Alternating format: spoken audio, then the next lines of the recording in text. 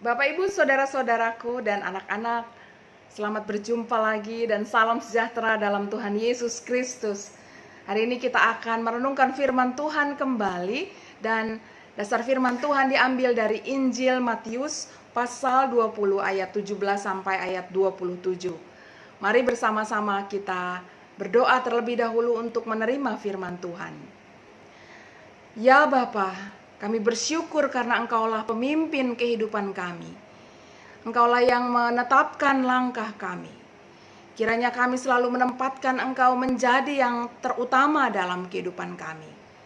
Kini kami akan membaca firman-Mu. Bersabdalah, karena kami siap untuk menerimanya. Di dalam nama Tuhan Yesus Kristus yang bekerja dalam Roh Kudus, kami berdoa. Amin. Demikianlah firman Tuhan. Ketika Yesus akan pergi ke Yerusalem, Ia memanggil ke-12 muridnya tersendiri dan berkata kepada mereka di tengah jalan, "Sekarang kita pergi ke Yerusalem, dan Anak Manusia akan diserahkan kepada imam-imam kepala dan ahli-ahli Taurat, dan mereka akan menjatuhi Dia hukuman mati.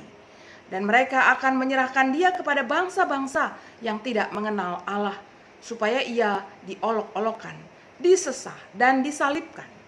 Dan pada hari ketiga, Ia akan dibangkitkan."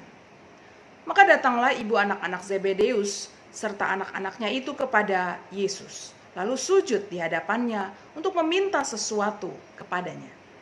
Kata Yesus, "Apa yang kau kehendaki?" Jawabnya, "Berilah perintah supaya kedua anakku ini boleh duduk kelak di dalam kerajaan-Mu, yang seorang di sebelah kanan-Mu dan yang seorang lagi di sebelah kiri-Mu." Tetapi Yesus menjawab, katanya, "Kamu tidak tahu apa yang kamu minta. Dapatkah kamu meminum cawan yang harus kuminum?"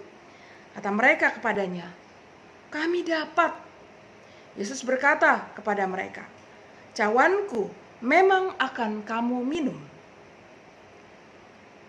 Tetapi hal duduk di sebelah kananku atau di sebelah kiriku, aku tidak berhak memberikannya. Itu akan diberikan kepada orang-orang bagi siapa Bapa-Ku telah menyediakannya." Mendengar itu marahlah ke-10 murid yang lain kepada kedua saudara itu.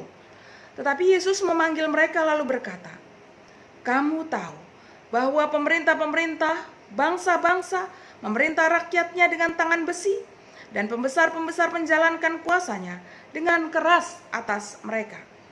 Tidaklah demikian di antara kamu. Barang siapa ingin menjadi besar di antara kamu, hendaklah ia menjadi pelayanmu. Dan barang siapa ingin menjadi terkemuka di antara kamu, hendaklah ia menjadi hambamu." Demikianlah firman Tuhan. Berbahagialah kita yang mendengarkan dan yang memeliharanya dalam kehidupan sehari-hari. Haleluya. Bapak, Ibu, saudara-saudaraku, dan anak-anak, banyak orang salah paham tentang makna pemimpin yang sesungguhnya. Mereka itu mengira bahwa seorang pemimpin haruslah seorang yang memiliki kekuasaan besar. Dalam kaitan dengan itu, maka juga dikira harta dan tahta haruslah menjadi bagian yang melekat, yang nantinya akan dapat digunakan untuk mengendalikan orang lain. Dan semua pengendalian itu tentu juga ditujukan demi semakin besar atau langgengnya harta dan kekuasaan. Ironiknya, mereka yang menjadi pengikut para pemimpin itu demikian juga seringkali adalah mereka yang berpola sama dengan pemimpin mereka. Apapun dilakukan oleh pengikut demi menarik perhatian pemimpinnya agar ia sendiri dapat lebih memperoleh harta dan tahta. Demikianlah mereka melakukan perselingkuhan satu kepada yang lain, dan pengaruhnya bagai lingkaran dengan spektrum yang dapat semakin besar. Karena banyak orang yang tertarik pada harta dan tahta. Kelihatannya Tuhan Yesus sudah melihat dan mengetahui tentang banyaknya orang yang memiliki nafsu, kekuasaan, dan harta seperti itu. Mereka dapat menggunakan hartanya atau kekuasaannya untuk membuat orang lain menuruti kemauannya, meski itu semua jauh dari kebenaran dan keadilan.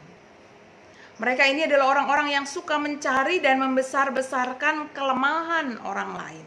Atau lebih lagi, mereka juga dapat menyebarkan berita hoax, berita kebohongan. Tentunya, sekali lagi, itu semua dilakukan agar ia tetap mendapatkan kedudukan dan harta yang diincarnya atau sedang dipertahankannya. Bertentangan dengan vibes di atas. Tuhan Yesus malah mengingatkan muridnya bahwa seorang pemimpin haruslah menjadi pelayan. Pelayan adalah seorang yang mau mengerjakan tugas demi tujuan utama dari seluruh penyelenggaraan panggilan hidup dalam pekerjaannya, sehingga semuanya itu dapat terlaksana. Ia tidak melihat dirinya sendiri yang utama, namun bagaimana kerjanya dapat mendukung agar apa yang diharapkan oleh sang pemimpin utama dapat terwujud. Ia tahu bahwa ia sendiri adalah pemimpin, namun ada lagi pemimpin dalam hidupnya yang lebih tinggi. Jadi ia ini lebih memandang dirinya sebagai pelayan daripada pemimpin.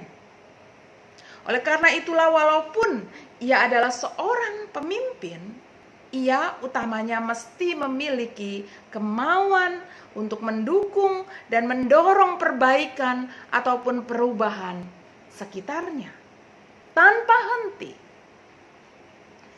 Mereka yang demikian adalah orang-orang yang tidak melulu ingin tampil atau berkuasa atau ingin mengendalikan dengan harta, namun lebih memilih untuk hadir bersama dalam gerak bersama, pengembangan dan potensi bersama untuk mencapai hasilnya. Saudaraku, Bapak, Ibu, dan anak-anak, itulah sebabnya mereka ini tidak akan jatuh pada rayuan harta dan tahta yang justru seringkali dapat membawa penyelewengan dari tujuan utamanya. Orang-orang Kristen sebagai pengikut Kristus akan mengutamakan ajaran Tuhan Yesus untuk membawa pengampunan dan pembebasan dengan kasih. Tuhan Yesus menunjuk kita agar menjadi para murid yang adalah para pemimpin, yakni pemimpin yang mengutamakan perintah pemimpin utama kita untuk melayani dengan kasih, agar banyak orang mengalami pengampunan dan pembebasan. Bukan pemimpin karena kedudukan dan harta. Oleh karena itu, yang dikehendaki oleh Tuhan Yesus bagi kita adalah menjadi seorang pemimpin yang melayani. Amin. Mari kita berdoa. Ya Tuhan, sang pemimpin hidup kami, tolonglah untuk kami mengutamakan kasih, yaitu membawa kabar pengampunan dan pembebasan yang kami sebarkan pada dunia. Jadikanlah kami pemimpin yang melayani. Amin. Tuhan menolong kita semua.